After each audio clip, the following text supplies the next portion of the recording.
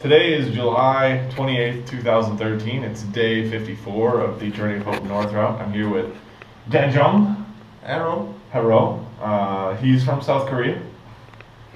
He can do handstands and dance and break dance better than anybody on the team. I also minor in English pronunciation. Oh, he's doing pretty good. He can talk pretty well. Yeah. We understand him most of the time. He also learned how to drive this year. He's had a lot of driving lessons. No, I knew how to drive, but I just got better. I was a shitty driver, I gotta admit that. So when exactly did you get your license in the United States? In the United States, I got it in April, maybe. Okay. Just a couple months before. Yeah, I was like, we started in June, so just real quick. No, it was actually about a month before. So you got it in May? Yeah, I think. No, I started in late May. But I think I got it in late April. Oh, that's right, because you had to go out there for orientation, right? Yeah. Okay. But I had my Korean license since I was at 19. But I never drove. Wait, how did you get your license without driving? Did you actually like take the driving test and everything? Yeah, I actually got a driving license. Does Korea on the right side or the left side of the road? Right side. Right side. Okay. All right. I know some countries are. It's not just England that drives on the left side of the road. It's Japan goes on the right too. It's so weird. I wonder if is there any country that drives on the left side of the road that is connected to a country that drives on the right side of the road? Because that's got to be really weird how they do the crossover. Go like transition. I'll have to look that up someday. So today we rode from Kalamazoo, Michigan to Lansing, Michigan. It was a really crappy day. Well, for me, Dan rode today. He's a crew guy, but they allow crew guys to switch with cyclists to kind of give better perspective of what we do, and then give us a better perspective of what they do. So Dan rode today, and we woke up at 5:30. We had one of our last, if not our last, crew chief breakfast. And we have one more at DC. We have a crew chief breakfast at DC. Yeah. That's the last one. Oh, wow. I don't know if that's the last one, but I know there's one. Well, Margaret told me a while ago we only have 2 more crew chief breakfasts. Yeah. Well, DC's so we went outside and it was really crappy weather. Like, incredibly crappy, rainy, cold, freezing cold. We had a 80-mile scheduled day. 80 miles. Scheduled. Who's scheduled. We'll get to that. Kevin and I, we rode for about 35. Kevin, I don't think I've had Kevin on a video yet. We'll get him on a video one of these days. He has a broken pelvis, or he broke his pelvis about 3 months before he started riding. So he's been beasting it out, riding on a broken pelvis or a healing broken pelvis.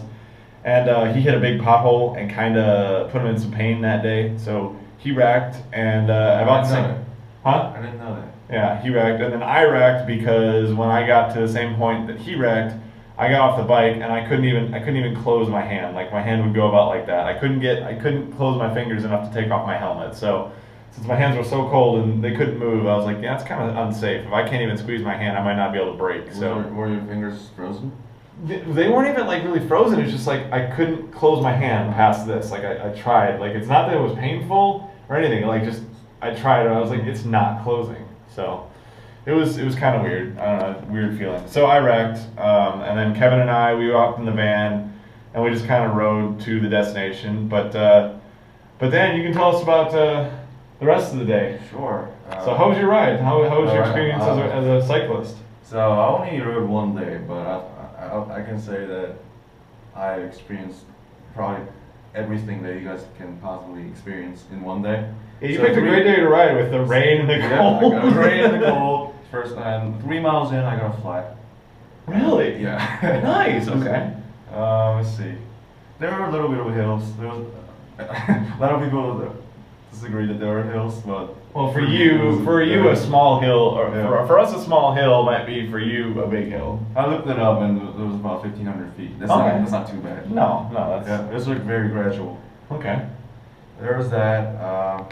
Oh yeah, I actually started in the beginning. I was the first baseline. Okay. But when I got a flat, everybody passed me, so I decided to become a sweep. Oh, so you guys became sweeps then after that? Yeah. All right. Okay. Now, did you change the flight yourself, or did they change it for you? No, I didn't know how to do it. Did you? Okay. Did you learn?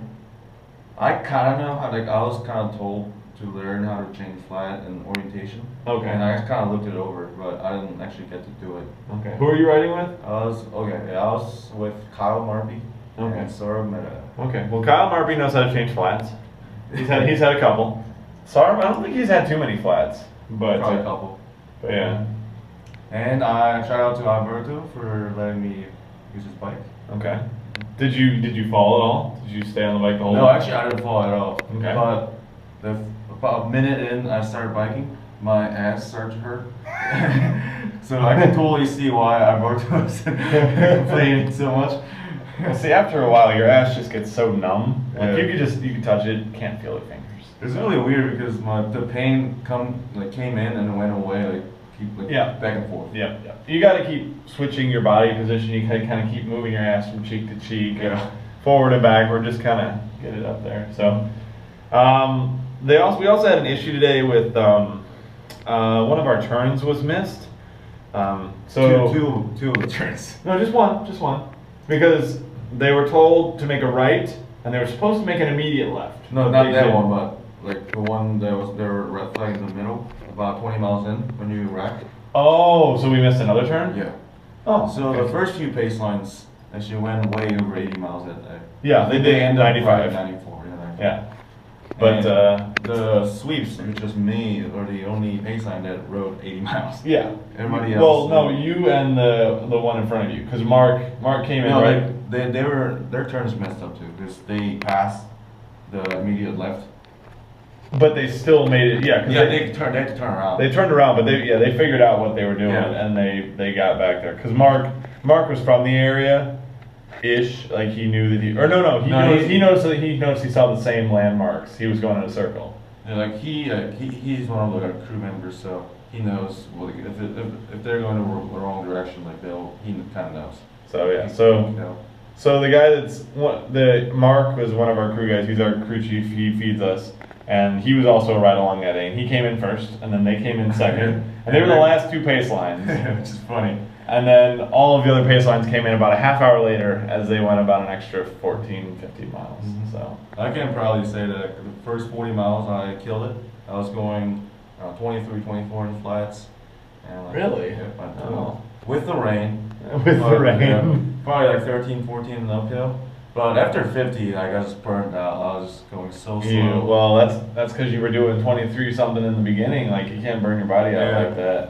And the little hills started coming after 50 miles. And that's when I started really tiring. And after you get tired, the little hills feel like huge hills. And it was like probably like 1% grade or something. I had to get up to pedal. It's so hard. that's But another shout out to Marpy and Sarah. They're very cheerful. They're Oh, singing yeah. songs for me. They're cheering me. Marpy's a great Yeah. person to ride with. At one point, they're singing for literally 2 hours. Wow. Like improvising. Wow. Making up lyrics. I'm gonna have to see if I can get Marpy to start singing on these videos. Maybe more people watching. Also, Marpy tried to have a conversation with me a couple times. You couldn't yeah, talk. I just didn't. I didn't respond. It's hard in the beginning to like talk and sing on the bike until you get used to it, and then after a while you get used to it. You Yeah. can do it, but yeah, I think you said that like they were trying to talk to you, and you're like, no, shut up, Yeah. shut up. And like, I think the hardest part of biking in a long time is my neck actually, because like I have to bend down like that and then put my neck up, and I have a bad neck, and because of a lot of breakdancing. So that's my hardest part. Like, man, so I like after 50 miles, I look down, like bike like this, just because like my neck was hurting so much. Wow.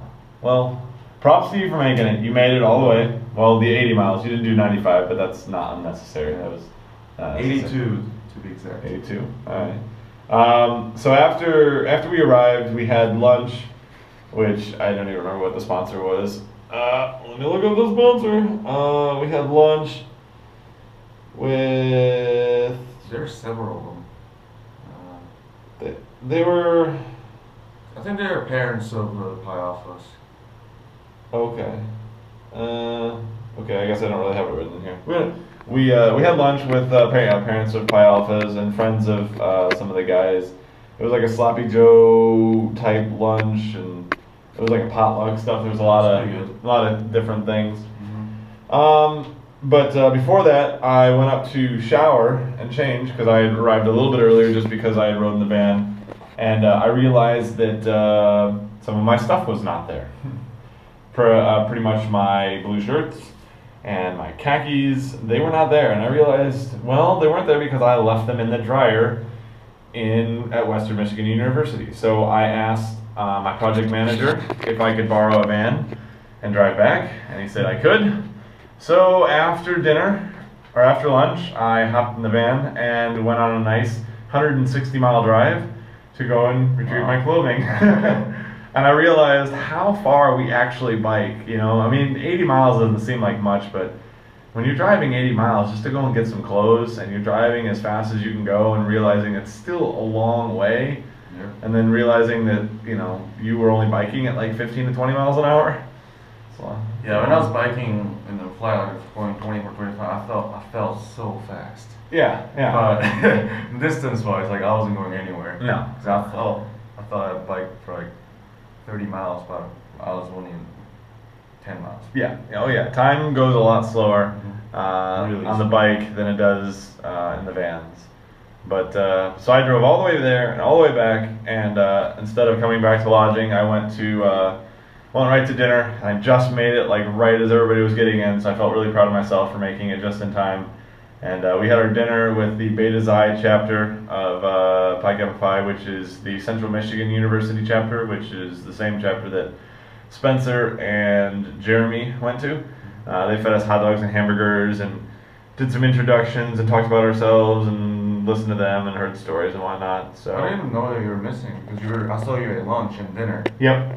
Because I was just gone during that free time. We had like 2.5 hours of free time, and that was my 2.5 hours in the car. So I kind of lost all of my free time that day. But you had your own free time in the van, though.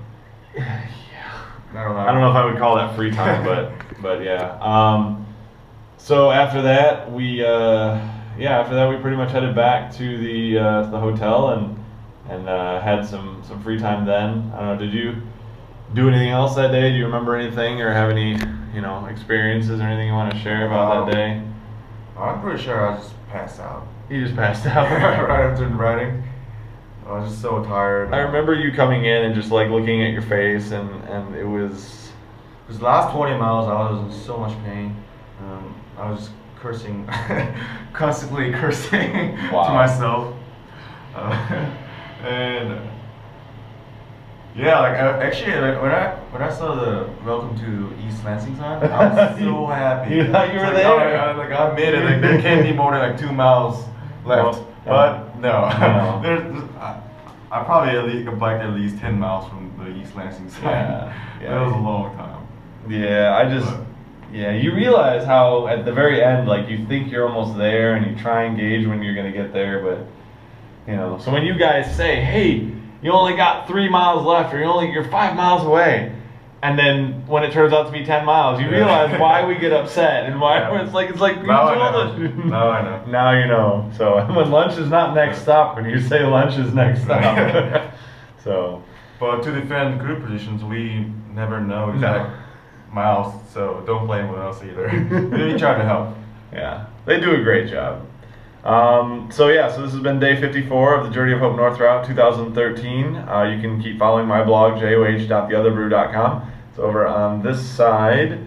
There are all the links to all the other people's blogs, so you can read them. Up here is a map that usually sometime between 6 and 8 in the morning to like 1 in the afternoon, you'll see my dot going across the country really slowly, about 17, 20 miles an hour. Very slowly. But yeah, feel free to check out everybody else's blogs. Thank you, Dan, for. Thank you. You want to do some breakdancing here? You got enough room to breakdance? We'll get some video of you breakdancing. Well, we got a nice. We tried to get the handstand in there, but all right. So thank you for watching, and have a great day. Peace.